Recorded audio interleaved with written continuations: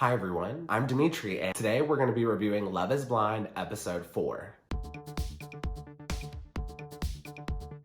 If you're enjoying my videos, please pound that like button and pound that subscribe button. It really helps me out with this YouTube algorithm. I love doing these reviews and I definitely want to hear from you guys. So if you have any thoughts, comments, or anything you want to share on the show, please feel free to post below in the comments. Before you guys drag me for wearing the same outfit as my review in episode 3, I actually filmed the reviews for episodes 3 and 4 all in the same day and I didn't want to change. So this is what I'm wearing. And if you're wondering about this piece of paper on my chest, I'm not showing off any logos unless I have a brand deal. A girl's trying to get paid. So if you're trying to sponsor me, please feel free to slide in my DMs. We left off with all the couples in Cancun, Mexico on vacation after meeting face to face for the first time. And before we get started, I want to reiterate, just like before, this is not a spoiler YouTube channel. I am watching the show along with you guys and I won't give any spoilers on the show. Now let's dive right in and see what happens next. Pool, beach, you can do anything. Anything? We got, hey, there's so many adventures. They make so many sexual innuendos on this show. I don't know if Netflix is purposely including those in the edit or if that's just how these people are. Like, I really don't know. This resort they're at is freaking gorgeous. I wanna go. So on this first date, we're seeing Kelly and Kenny wake up next to each other after a night in Cancun. It's my fiance. The physical attraction. Kelly just explains that they're waiting to get physical. They're also very physically attracted to one another. Honestly, so far, I think these two are gonna be the most boring out of all the couples. Put it in a prenup that you want sex every day. Is that too much? I'm thinking of making that a thing. Is Amber doing that for clout? Because honestly, that just came off as very corny to me. The next date we see is Amber and Barnett. They're waking up after their first night in Cancun, Mexico. Just a couple of weeks ago, I was still in the dating game. That is wild though. Literally a couple weeks ago, you were dating, you kept meeting all these fuckboys, and look, 10 days later, now you're engaged. Next, we see Giannina and Damien. They clearly smashed on the first night. Like, they couldn't wait to get physical. Aw, Damien is so sweet. Giannina says that he told her she's beautiful a lot, and Damien responds and says, I'm gonna tell you that a lot more. Like I said before, out of all the couples, Damien and Giannina seem to have the most physical chemistry. This just proves that fact because once they got into the hotel, they could not wait to get physical. And for all the women and all the gay men out there who refuse to date short men, keep in mind you are missing out on a fantastic guy out there just like Damien. The next date we see is Cameron and Lauren. I love your bonnet. It looks kind of like a beret. Stop, she already has the bonnet on.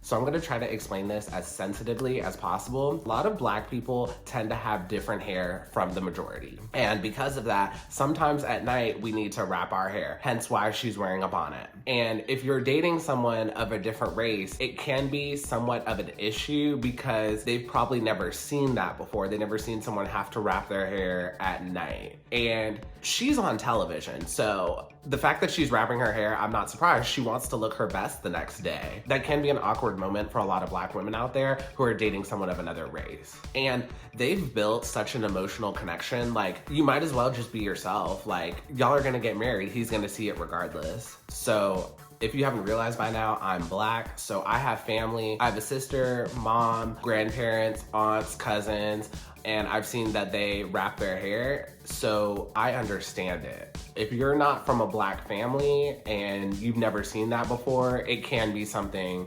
that can be misunderstood. That's how it's gonna stay.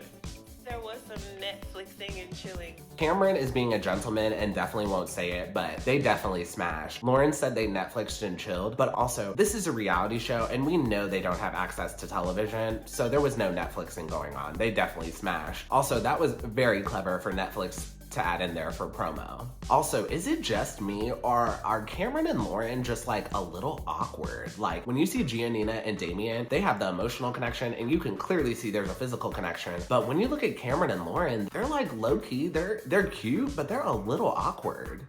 Do you guys agree? Let me know below in the comments. Honestly, surreal. Woo, Mark looks good without a shirt on. Next, we see Jessica and Mark after their first night together. And one of the things Jessica says is that some of the plus sides of Mark is that he does not snore and he does not sweat in his sleep. Fun story, I snore and I snore pretty loud. Back in February, I went to New Orleans for Mardi Gras with my friends, and I didn't get a bed. I had to sleep on the couch in the living room because they were like, Dimitri, no, you snore so loud, you're not getting a bed. Yeah, my friends are bitches, but at least the couch was comfortable. And one of the nights, I didn't even sleep at the Airbnb. So Jessica says she has not allowed Mark to get in the cuddle zone yet. So I think that's a little weird, and there may be something deeper going on with Jessica. Again, every woman is different, and there's nothing wrong with taking it slow and setting barriers for yourself. There's nothing wrong with that. But at the same time, I will say that that is a little awkward, seeing as y'all have connected so deep emotionally, and because y'all are supposed to be getting married in 4 weeks. Jessica says it's so weird seeing him in the flesh because they connected in the pods. And then Mark responds, he's like, if you want, we can build a pillow barrier and then talk between that and not look at each other. And I thought that was so cute. I don't know if you guys can tell, but the producers are definitely like forcing these questions on them. They're very much like, Mark, did you have sex with Jessica last night? Which, that's just low-key, that is so awkward. Next, we see Diamond waking up in the hotel room by herself. I needed to pray. I needed to just sleep in my own room. Yes, girl, you prayed on it. Now we see Carlton waking up by himself in the hotel room. Now that he's gotten this huge truth off his chest and he's had a night to sleep it off, he seems more calm, more relaxed, and more sensible in handling the situation. The night before, Carlton admitted to Diamond that he's sexually fluid, which was something he had been wanting to get off his chest for a while now. Never had a massage before. That's right. How have you never had a massage before? Now we see Giannina and Damien on another date. Giannina is taking Damien to get a massage, and Damien says he's never had a massage before. So I love this date because Giannina is introducing Damien to new things and stuff he's never done before. I feel like that's an important thing to do when in a relationship and just in life in general. Sometimes you just gotta try new things. I'm a Taurus and I tend to get stuck in like routine sometimes, so often I have to remind myself, hey, try something new. Damien and Giannina are very giddy when they're around each other. It's so adorable. It's very much like when you have a crush and you finally meet them for the first time and you get to be around them. It's very much that like that new excitement type of relationship they have right now. Yeah. Now we're back to Kelly and Kenny. They're going on a beach date. It's cute, but honestly, nothing really happened. Now we're back to Amber and Barnett. They're also on a beach date. Otto, I'm down. If you're down. Barnett needs to burn this shirt. It is so ugly. I don't know why Amber keeps allowing him to wear it. Oh, but maybe this is her first time seeing it because they just met face to face. I was wondering if they were at this resort all by themselves. Maybe they're not. The beach they're at currently, there are a lot of people, so maybe it's not a resort by themselves. On this date, again, not really much happened. They're cute together. I mean, we're getting married in a few weeks. It's scary and, the possible. Barnett's confessionals are so weak, y'all. Like, he very much comes off as like a lax bro, like very much that type of personality. Right now, we're seeing Jessica and Mark on a beach date as well. I guess everyone's going on a beach date. It's a balance, Like, coming into this, I didn't really know. So I know at the moment we're not the biggest fans of Jessica and she does a lot, but she has really pretty eyes. Like I don't know if it's because they're in natural lighting and they're at the ocean, but it is really making her eyes pop right now. Mark is such a great guy. Right now he just keeps reassuring Jessica about their relationship and how everything's gonna work out, and it's just so cute. Jessica explains that she's worried about meeting his family and meeting Mark's mom. So right now they're definitely in the honeymoon phase, but I will say I am excited to see when they meet each other's families and stuff, because I think that will have a little more drama. Right now this episode's a little slow. Now we're seeing Cameron and Lauren on another date. It looks like they're on 2 beach chairs in like a forest or like a little bit of a jungle retreat, and I guess they're just gonna lay there. Just remember that part. Always remember Minus that the part. shooter. Cameron is very sweet, and I'm sure there's a lot of Cameron stans out there, but y'all, I think he's so boring. So Lauren talks about her dating past and how after dating some of her previous boyfriends, she went through phases of where she didn't trust men. She thought all men were dogs, and same. Haven't we all been there? Lauren has mentioned the fact that Cameron is white multiple times, and it's clear that that is a concern for her. I'm just surprised that Lauren being black is not a concern for Cameron. Maybe Cameron just comes from like a really liberal, open-minded family. I don't know. Lauren says when they were meeting in the pod, she didn't know if he was black, white, Puerto Rican, Asian. She didn't know, which it's kind of hard for me to believe that they didn't talk about this because one, girl, again, he's from the state of Maine. So Think about it, like, that state doesn't tend to have the most amount of minorities. Lauren, after meeting Cameron, says she's a little worried about him being white, but him being white shouldn't matter. She feels like she can still move forward the progress of Black people and just Black people as a whole and everything we've done in this country. If she's this pro-Black, I feel like this conversation would have came up in the pod. So it's kind of surprising to me that they didn't talk about this while in the pod. Lauren says in the confessional that it's kind of weird to be talking about kids with someone that you've only known for 2 weeks. I get it, that is weird. But again, you're expecting to get married to the guy in like 4 weeks. And to me, that's a really important thing that you should know, because if one of you wants kids and the other one doesn't want kids, that's really not something you can compromise on. My heart feels like it's split into two. So on one hand, Diamond is thick. Damn, she looks good. So Carlton and Diamond are meeting up for the first time after Carlton admits his secret that he's sexually fluid. French, come see, come sa. okay. So these shorts that Carlton is wearing right now, like, I don't really like them on him. Like, I think Carlton should have gone for some shorts that were just above the knee, not this short. Then why did you tell me in the beginning? Because in the beginning, you... Ugh, Carlton is being so defensive right now. Like, I don't know why. He just needs to be calm, just explain himself, and apologize. Like, him being this defensive right now just seems like he's not completely comfortable within himself.